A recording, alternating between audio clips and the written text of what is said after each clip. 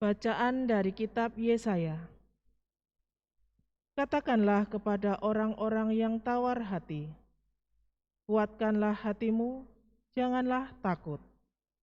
Lihatlah, Allahmu akan datang dengan pembalasan dan ganjaran. Ia sendiri datang untuk menyelamatkan kamu. Pada waktu itu, mata orang-orang buta akan dicelikkan, dan telinga orang-orang tuli akan dibuka. Pada waktu itu, orang lumpuh akan melompat seperti rusa, dan mulut orang bisu akan bersorak-sorai. Sebab mata air memancar di padang gurun, dan sungai di padang belantara. Tanah pasir yang hangat akan menjadi kolam, dan tanah gersang menjadi sumber-sumber air. Demikianlah sabda Tuhan. Syukur kepada Allah.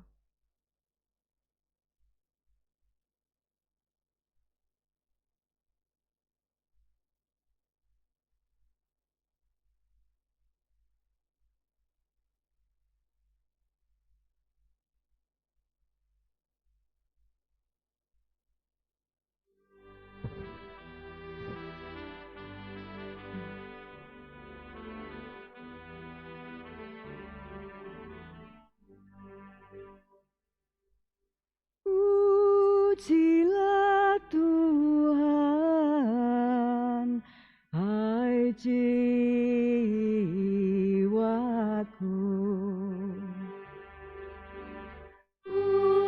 Pujilah Tuhan,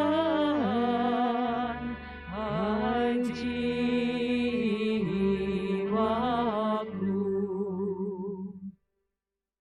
Dialah yang menegakkan keadilan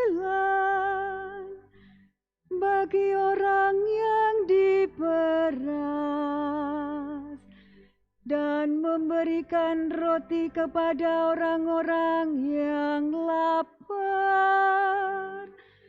Tuhan membebaskan orang-orang yang terkurung.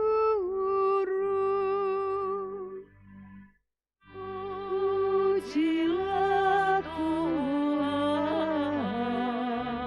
hai jiwaku.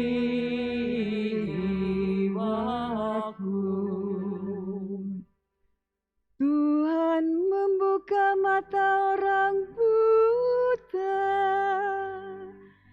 Tuhan menegakkan orang yang tertunduk. Tuhan mengasihi orang-orang benar. Tuhan menjaga orang-orang asing.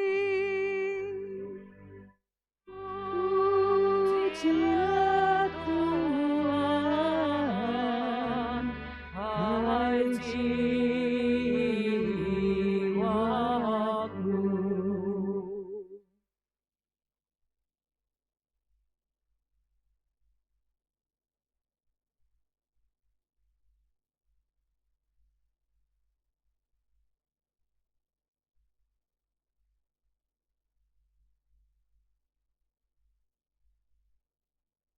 Bacaan dari surat Rasul Yakobus. Saudara-saudaraku, sebagai orang yang beriman kepada Yesus Kristus Tuhan kita yang mulia, janganlah iman itu kamu amalkan dengan memandang muka. Sebab, jika ada orang yang memakai cincin emas dan pakaian indah masuk ke dalam kumpulanmu, dan masuk pula ke situ seorang miskin yang berpakaian buruk, dan kamu menghormati orang yang berpakaian indah itu, serta berkata kepadanya, "Silakan Tuan duduk di tempat yang baik ini." Sedangkan kepada orang yang miskin itu kamu berkata, "Berdirilah saja di sana," atau "Duduklah di lantai itu, dekat tumpuan kakiku." Bukankah kamu telah membuat pembedaan dalam hatimu dan bertindak sebagai hakim dengan pikiran yang jahat? Dengarkanlah saudara-saudara terkasih, bukankah Allah memilih orang-orang yang dianggap miskin oleh dunia ini untuk menjadi kaya dalam iman dan ahli waris kerajaan yang telah dijanjikannya kepada siapa saja yang mengasihi Dia. Demikianlah sabda Tuhan. Syukur kepada Allah.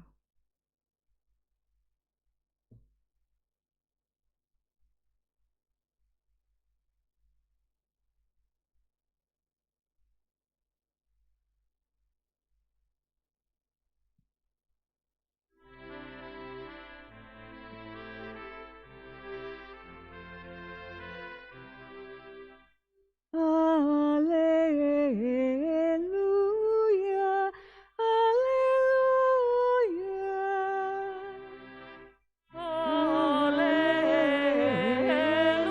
haleluya, haleluya. Yesus memberitakan Injil Kerajaan Allah serta melenyapkan segala penyakit dan kelemahan. Haleluya, haleluya.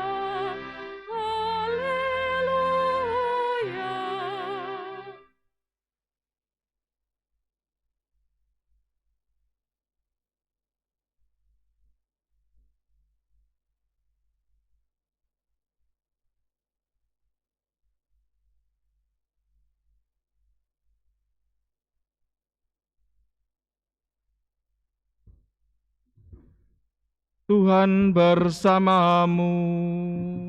Dan bersama rohmu. Inilah Injil suci menurut Markus. Dimuliakanlah Tuhan. Sekali peristiwa, Yesus meninggalkan lagi daerah Tirus dan melalui Sidon pergi ke Danau Galilea, melintasi daerah Dekapolis. Di situ orang membawa kepadanya seorang yang tuli dan gagap dan memohon kepadanya supaya Yesus meletakkan tangannya atas orang itu. Sesudah Yesus memisahkan dia dari orang banyak, sehingga mereka sendirian, Yesus memasukkan jarinya ke telinga orang itu. Lalu ia meludah dan meraba lidah orang itu. Kemudian sambil menengadah ke langit, Yesus menarik nafas dan berkata kepadanya, "Ephata," artinya terbukalah. Seketika itu terbukalah telinga orang itu dan pulihlah lidahnya. Lalu ia berkata-kata dengan baik. Yesus berpesan kepada orang-orang yang ada di situ juga supaya jangan menceritakan kepada siapapun. Tetapi makin dilarangnya mereka, makin luas mereka memberitakannya. Mereka sangat takjub dan berkata, "Ia menjadikan segala-galanya baik." Yang tuli dijadikannya mendengar, yang bisu dijadikannya berbicara. Demikianlah sabda Tuhan. Terpujilah Kristus.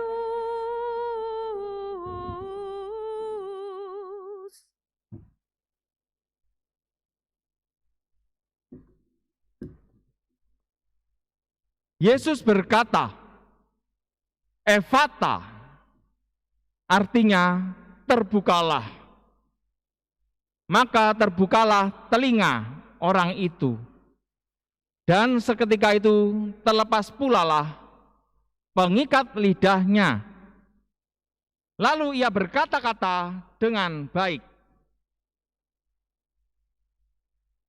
Mereka sangat takjub dan berkata, "Ia menjadikan segala-galanya baik."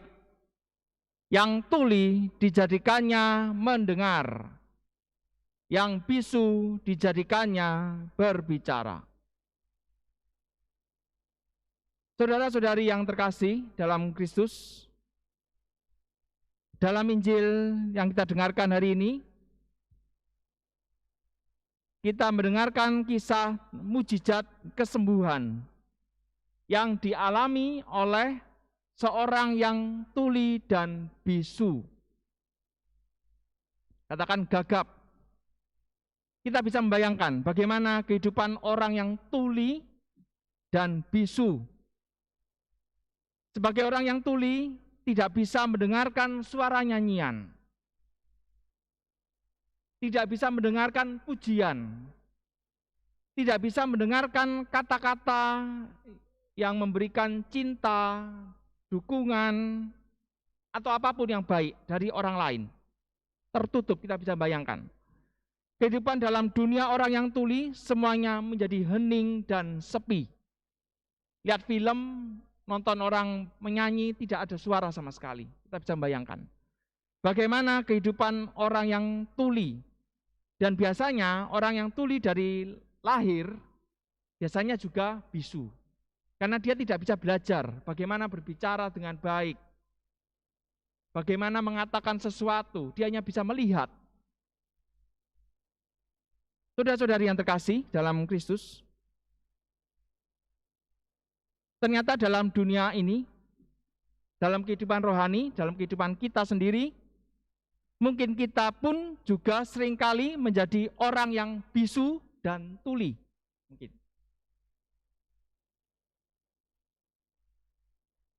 Bisu dalam hal berkata-kata yang baik, bisu nyata. Bisu dalam hal bersyukur kepada Tuhan. Mungkin itu seperti orang yang lidahnya terikat. Lidah dan hati kita terikat oleh dosa, oleh kebiasaan buruk yang kita lakukan. Bisa jadi lidah kita pun juga diikat oleh rasa dengki, iri hati, dan kesombongan. Bisa jadi seperti itu. Sehingga lidah hanya digunakan untuk bohongi orang, bisa jadi. Lidah kita, mulut kita hanya bisa untuk menipu orang lain. Lidah kita hanya kita gunakan untuk menghakimi orang lain, untuk gosip, untuk hanya mengutuki orang lain, mengeluh kepada Tuhan, omong yang jelek tentang orang lain. Itulah model bagaimana bisu dalam hidup rohani. Kalau kita seperti itu, maka kita sebenarnya masih bisu sebenarnya. Demikian pula dengan telinga kita. Kalau telinga kita masih suka mendengarkan gosip dan keburukan tentang orang lain, itu juga seperti orang yang tuli. Telinga kita disumpal, ditutup oleh rasa dengki. Sehingga hanya suka mendengarkan yang buruk-buruk tentang orang lain. Senang kalau orang lain mengalami celaka. Senang kalau orang lain mengalami sakit. Senang kalau orang lain mengalami musibah. Itu seperti orang yang tuli sebenarnya. Itu semua sebenarnya karena hati kita yang sudah tercemar dengan kejahatan. Sehingga kita sampai tidak sadar lagi bahwa sebenarnya yang kita dengarkan, yang kita katakan itu tidak baik bagi kita dan tidak membawa berkat apapun untuk kita. Kita bisa melihat kembali hidup kita, kalau kita senang gosipin orang lain, apa berkatnya bagi kita? Tidak ada. Justru yang ada adalah dosa. Oke, kegiatannya kita menang. Wah, kita bisa menyalah-nyalahkan orang lain. Wah, si A itu seperti ini, si B seperti ini. Tidak ada berkat sama sekali dalam omongan-omongan yang seperti itu. Saudara-saudari yang terkasih dalam Kristus, dikatakan dalam Injil, Tuhan menjadikan segala-galanya baik kembali. Hal-hal yang sudah kita hancurkan dan rusak karena dosa dan kelemahan kita, bisa dipulihkan kembali oleh Tuhan Yesus. Yang menyembuhkan adalah Tuhan Yesus, yang memulihkan adalah Tuhan Yesus. Ketika kita mau datang kepada Tuhan, kita mau mohon ampun, menyesali dosa-dosa kita, menyerahkan segala-galanya kepada penyelenggaraan Tuhan, Tuhan mampu menjadikan semuanya baik kembali. Kalau dalam bacaan pertama tadi kita juga mendengarkan,